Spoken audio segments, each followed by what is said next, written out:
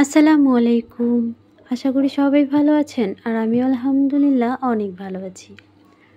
আর আজকে বাগানে আসলাম। এখন প্রায় দুপুরের আগে মানে ১২টা বাজে। তো এখন একটু সবজির খোসা হয়েছে। তো এগুলো নিয়ে আসলাম, একটু রোদে থাক। শুকোলে তখন একটু মানে সবজির খোসা দিয়ে বেড বানালে বেশ ভালো হয় আরকি। মানে সবজির খোসাটা একটু কমে যায়। আর এদিকে দেখুন, এটা হচ্ছে হাজারি বেলি গাছ। এটা ইদানিং গ্রোথ ছাড়ছে, মানে ডাল বেরোচ্ছে খুব সুন্দর। আর এই যে ড্রাগনের দুটো গাছ একসঙ্গে বসিয়েছি, এগুলো হচ্ছে এখানে ছোট ছোট চারা আপনাদের দেখিয়েছিলাম অনেকবার। তো ওগুলোকে ওখানে বসিয়ে দিয়েছি। আর ওই ছোট পটগুলো আমার এখন অন্য কাজে লাগবে।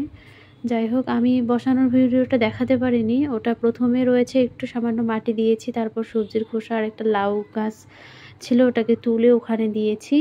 আমার বড় যা ওখানে লাউ গাছ তুলে ফেলেছে, সেই লাউ গাছটা দিয়েছি। তার উপর আবার সবজির খোসা দিয়ে, তারপর মাটি দিয়ে আমি গাছগুলো বসিয়ে দিয়েছি।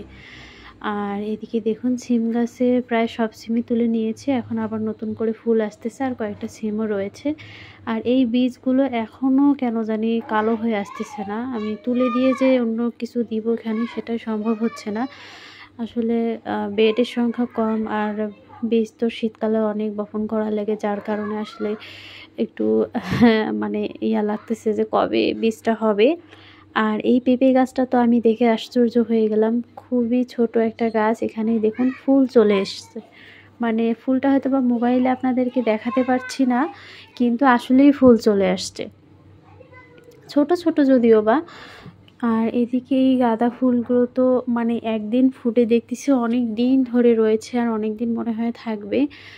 আর খুবই ভালো লাগে বাগানে এসে এখন গাঁদা ফুল, মানে এগুলো হচ্ছে চাইনিজ গাঁদা। তো খুবই ভালো লাগে আসলে দেখতে। আর এদিকে দেখুন, যেটা গরমে ফোটার কথা সেটা এখন শীতকালে আমার বাগানে ফুটতেছে, রেইন লিলি। আর এখানে সাদা থেকেও একটা কুঁড়ি বের হয়েছে দেখতেছি। আর এদিকে হচ্ছে পুঁইয়েরও ফুল বের হচ্ছে। পুঁই তো ডগা ঠিক মতো খাওয়াই হলো না, কিন্তু অলরেডি পুঁইয়ের ফুল চলে এসেছে। আর এই যেটুকু গাছ, ওইটুকু থেকে কতটুকু আর খাবো, তাই না? আর এদিকে আর একটা গাঁদা গাছ, মানে একটু একটু করে গাঁদা গাছ অনেক জায়গায় লাগিয়েছি, যেন বাগানটা একটু ফুলে ফুলে ভরা লাগে। আর ছোট ছোট গাছ যদিও বা অনেকগুলো চারা, এই যে যেমন শাকের বীজ থেকে চারা হয়েছে, সেগুলো অনেকগুলো মরে গিয়েছে। তবে যে কটা রয়েছে সে কটা আবার বেশ ভালো গ্রোথ দিচ্ছে। আর গতকাল আমি ভিডিও দিতে অনেকটাই দেরি করেছিলাম, কারণ কালকে এখানে অনেক কাজ করা হয়েছে। দেখুন, এখানে হচ্ছে আমি একজন লোক মানে কাজে ধরিয়ে দিয়েছিলাম আর কি। তো উনি আমাকে এখানে দেখুন একটা বাঁশ দিয়ে কাপড় শুকানোর জন্য একটা মানে সিস্টেম করে দিয়েছেন। একদিকে হচ্ছে ২ দিকে খুঁটি করে উপরে বাঁশ দিয়ে দিয়েছেন, আর একদিকে হচ্ছে ২ দিকে খুঁটি করে আমাকে মানে যেটা নাইলনের দড়ি বলে, আমাদের এদিক তো দড়ি বলে, বা বাটি এরকম টাইপের, ওগুলো দিয়ে বেঁধে দিয়েছে। আর যেহেতু শীতকালে একটু রোদের সংখ্যা কম হয়, আসলে সরি, আমার কথা বলতে একটু ভুল হচ্ছে।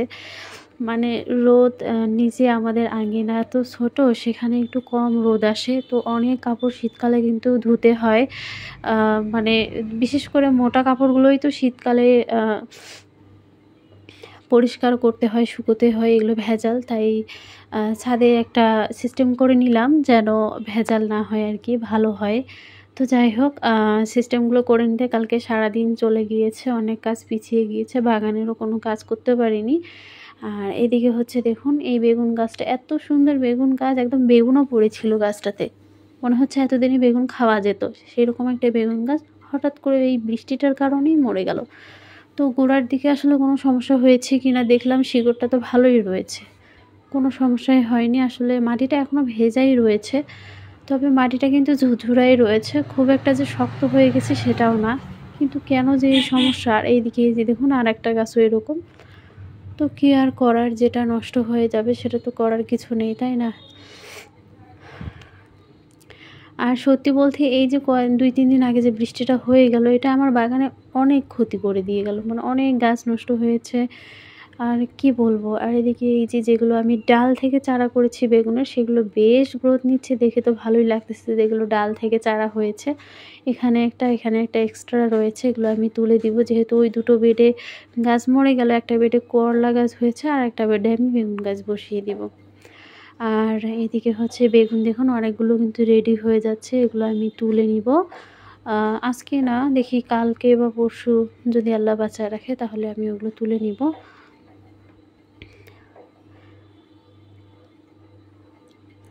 আর এদিকে দেখুন আমি একটু মাটিও রেখেছি এখানে।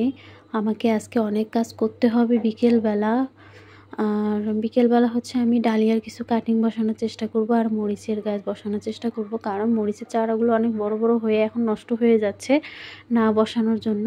আর এই গাছটাতে দেখুন মরিচ যে পড়েছে কিন্তু বোঝাই যায় না, গাছের পাতাগুলো যেরকম, আমি তো তুলেই ফেলতে চেয়েছিলাম, এখন দেখতেছি মরিচ হচ্ছে। তো যাই হোক, আর কি করার, মরিচ যেহেতু দিচ্ছে এখন তো আর তোলা যাবে না, তাই না? আর এদিকেও অনেকগুলো মরিচের চারা রয়েছে, দেখুন একটা করে বেডে দুটো করে দেওয়ার পরও আরও এক্সট্রা রয়েছে, তাই আমাকে এখন আলাদা বেড তৈরি করে এগুলোকে ট্রান্সফার করতে হবে। আবার চারা হচ্ছে বোম্বাই মরিচের, সেটা ট্রান্সফার করতে হবে। এই যা, এটাই আবার কি সমস্যা হলো এই টমেটোটা, এটা কিসে যে এরকম করলো, মনে হচ্ছে কিছু একটা এসে এভাবে খেয়েছে। এত সুন্দর টমেটো হচ্ছিল, দেখে ভালোই লাগতেছিল যে না, বাগান থেকে টমেটো খাওয়া যাবে, কিন্তু এবছর মানে যেটাই করতেছি সেটাতেই কোনো না কোনো ভেজাল তো রয়েছেই। দেখুন এই দিকে আরেকটা টমেটোর মধ্যেও কিন্তু ভেজাল দেখা যাচ্ছে। এই যে এখানে হচ্ছে, এটা ভিতরটাই আসলে কেমন হয়ে গিয়েছে, ক্যামেরায় হয়তো বা বোঝা যাচ্ছে না, কিন্তু আমি সরাসরি বুঝতে পারতেছি এই টমেটোটার ভিতরে পোকা রয়েছে, মানে একটু ছিদ্র করে ভিতরে ঢুকে পোকা, দেখুন টমেটোটার অবস্থাই শেষ করে দিয়েছে। আর বাকি টমেটোগুলোর আশা তাহলে ছেড়েই দিলাম, আর কি করার। দেখি আমার হাজব্যান্ডকে বলবো যদি নিম অয়েল বা কিছু একটা এনে আমাকে দিতে পারে। নিম অয়েলটা যেহেতু জৈব, খুব একটা মানুষের ক্ষতি করবে না আর কি। এদিকে করলাগুলো দেখতেছি অনেক দিন হলো কিন্তু বাড়তেছে না, তার মানে এগুলোতেও ভেজাল হয়েছে। এই যে দেখুন কি অবস্থা, এতটুকুন একটা করলা কিন্তু ফুটো করে সেখানে পোকা ঢুকে বসে রয়েছে। কি আর করে, এখানে আরেকটা করলা রয়েছে, এটাও অনেক দিন হলো দেখলাম, এই যে এটাতেও ফুটো করে রয়েছে। এই যে দেখুন এখানেও ফুটো করে পোকা ঢুকেছে এবং এটা নষ্টই হয়ে গিয়েছে, যেহেতু আর বড় হচ্ছে না তাই এগুলোর আশাই আর বাদ। করলা গাছটা কিন্তু খুব একটা ভালো নেই এখন, এত সুন্দর তরতাজা সতেজ গাছটা শুধু একবার 8টা হারভেস্ট করেছি আর একবার 4টা হারভেস্ট করেছি, 5টা। তো এর মধ্যেই গাছটা একদম নেতিয়ে গিয়েছে। খাবার তো দিচ্ছি পর্যাপ্ত, গতকালই আমি এই গাছটাতে সর্ষের খোলের পানি দিয়েছি, তারপরেও যদি এরকম হয় তাহলে তো আর কিছু করার নেই, তাই না? তবে আমি আরও চারা বসিয়েছি। আর এদিকে দেখুন এই গাঁদা গাছটা আসলে খুঁটিটা ছোট হয়ে গিয়েছে, যার কারণে গাছটা ধাম করে পড়ে গিয়েছে। আর এদিকে জিনিয়াটাও তো খুব সুন্দর লাগতেছে, জিনিয়া ছোটোটা মানে যেটা ছোট ছোট ফুল সেটাই দেখতেছে ভালো লাগতেছে, আর বড়গুলো দু একটা ফুল ফুটেছে। আসলে ওই গাছটাকে পিঞ্চিং করার মতো সময়টাই হয়নি, মানে ওটার কোনো শেপই আসেনি সেরকম। আর এই যে আমার বাগানের মূল আকর্ষণ হচ্ছে গাঁদা গাছ এবং জবা গাছ। তো জবা আজকে একটা ফুটেছে এবং খুব সুন্দর একদম আলো করে রয়েছে। আর গতকাল আমি গোলাপের ডাল, মানে যেগুলো গোলাপ ফুল ফুটেছে সেগুলো আমি কেটে দিয়েছি। তো আজকে দেখতেছি আরও দুটো গোলাপ ফুটেছে, একটা লাল একটা সাদা, যেটা আমার দেখার সৌভাগ্য হয়নি, সকালে আসলে হয়তো দেখতে পেতাম, কিন্তু ইচ্ছা করে সকালে আসিনি, আসলে আমি একটু আলসেই হয়ে গেছি। আর এদিকে এই যে স্ট্রাকচারটাতে আমি উপরে দিয়েছিলাম গোলাপি কালারের মানে পার্সেন্ট, আর নিচে দিয়েছিলাম হলুদ কালারের পার্সেন্ট, কিন্তু দেখতেছি দুটোতেই হলুদ কালার, তার মানে গোলাপিটা আমার বাগানে আর নেই। এটা আমাকে সংগ্রহ করতে হবে, আমি এটা আসলে সংগ্রহ করেই রেখেছিলাম, কিন্তু এখন যে কি হলো, কেন যে এমন হলো সেটাই বুঝতে পারতেছি না। যাই হোক, যেহেতু ফুল না হওয়া পর্যন্ত কালার বোঝা যায় না, তাই এটা হতেই পারে, তাই না?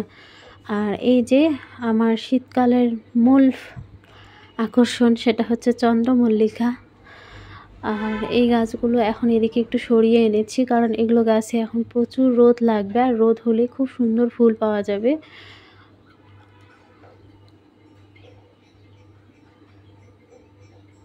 আর এই যে কাপড় শুকানোর যে টারটা বানানোর পর এখন মনে হচ্ছে কোন দিকে গাছ রাখবো, কারণ কাপড় শুকোতে দিতে গেলে গাছগুলো নষ্ট হয়ে যাওয়ার সম্ভাবনা থাকে। অনেক সময় হাঁটাহাঁটিতে গা লেগে গাছের ডাল ভেঙে যাওয়ার একটা ভয় থাকে।